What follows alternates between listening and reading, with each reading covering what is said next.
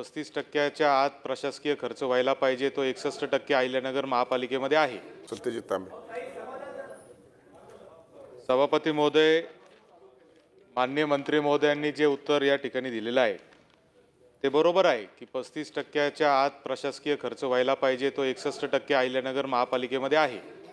परंतु ही परिस्थिती काय फक्त अहिल्यानगर महापालिकेत अशी नाही, ही परिस्थिती आज राज्यातल्या सगळ्या महापालिकांमध्ये एकंदरीत अशीच परिस्थिती आहे. नंबर 1चा मुद्दा.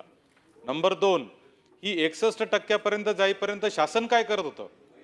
तर 35%चा नियम आहे आणि 61% जर तो खर्च जातोय तर शासनाने वेळोवेळी यावर नियंत्रण का आणलं नाही, किंवा आणलं असेल तर काय आणलं, ह्याचा एक प्रश्न क्रमांक 2. आणि प्रश्न क्रमांक 3 असा आहे की ह्या लोकांनी तर 10-10 वर्ष सेवा दिलेली आहे. आज या लोकांना हे कंत्राटी कामगार जरी असले, यांना जर आपण तिथून काढून टाकलं तर पूर्ण कामकाज त्या शहराचं ठप्प होणार आहे. आणि म्हणून काहीतरी शासनाने आता धोरणात्मक निर्णय यामध्ये करणं गरजेचं आहे. आणि अहिल्यानगरसह राज्यातील इतर महापालिकांमधील देखील जे कंत्राटी कामगार आहेत, जे 10-10, 15-15 वर्षापेक्षा जास्त काम करतायत, त्यांना कुठंतरी एक तर वेतन त्यांचं वाढवून द्या. त्यांना जरी तुम्ही सेवेत घेऊ शकत नसाल तर त्यांच्यासाठी मानधन त्यांचं दुप्पट तिप्पट जे काय म्हणजे पगाराच्या तुलनेमध्ये आणून द्या. काहीतरी धोरणात्मक निर्णय शासनाने करणं अत्यंत गरजेचं आहे.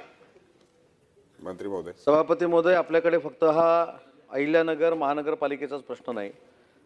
मुंबई महानगरपालिकेचा ॲक्ट जरी वेगळा असला तरी तिथला प्रश्न देखील हाच आहे. नवी मुंबईमधला देखील तोच आहे.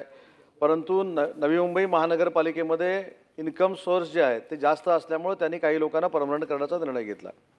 परभणीमध्ये देखील सुरुवातीला परभणी महानगरपालिकेची परिस्थिती चांगली असल्यामुळं तो 17 की 18 लोकांचा की 16 लोकांचा परमनंट करण्याचा निर्णय झाला. परंतु जसं सन्मान्य सदस्यांनी सांगितले की 90% अ वर्ग, ब वर्ग, अ वर्ग बाजूला ठेवू, पण ब वर्ग, क वर्ग आणि ड वर्ग महानगरपालिकाच्या आहेत, त्यांची परिस्थिती 35%पेक्षा जास्तच आस्थापनेचा खर्च गेलेला असल्यामुळे शासनानं देखील वारंवार या महानगरपालिकेनं सांगितलेलं आहे की आपण अशा पद्धतीचे ठराव घालून कुठेही कर्मचाऱ्यांना परमनंट करू नका. आणि म्हणूनच आता महानगरपालिकेमध्ये हे परमनंट लोक होत नाहीत. परंतु आत्ता जे सत्यजित तांबे साहेबांनी सांगितलं की याचा मानधन वाढवण्याच्या संदर्भातला किंवा वेतन वाढवण्याच्या संदर्भातला काही निर्णय घेता येईल का, याच्यावर शासन नक्की सकारात्मक विचार करेल.